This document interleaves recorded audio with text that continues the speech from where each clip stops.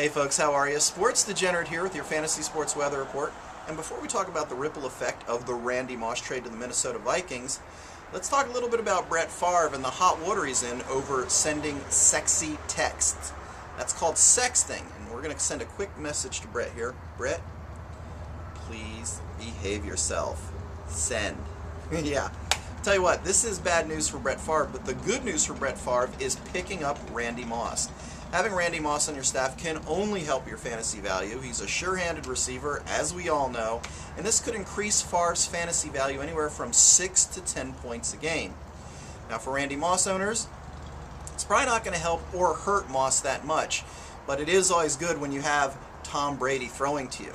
Now, two players that this is going to impact on the New England Patriots, their tight end, Aaron Hernandez, who already catches a ton of balls, and Brandon Tate.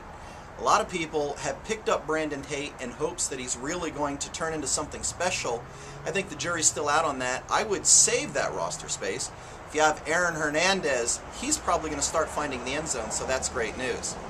Now, let's talk fantasy weather stats, and how about a guy that used to throw to Randy Moss?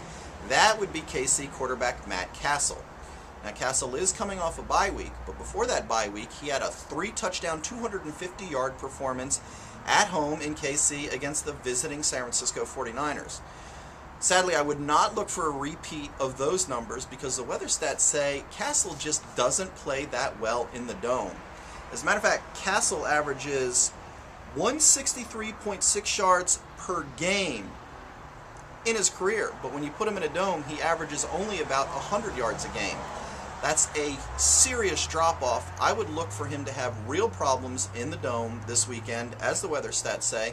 And also, Indianapolis is really angry after getting kicked in the gut by Josh Scobee, who hit a 59-yard field goal to send them to a dismal 2-2 for the Indianapolis Colts record.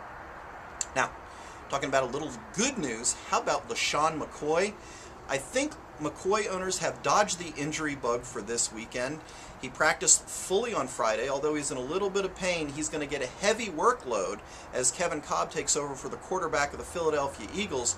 Look for a run-heavy game, and also the weather stats for McCoy look fantastic this weekend.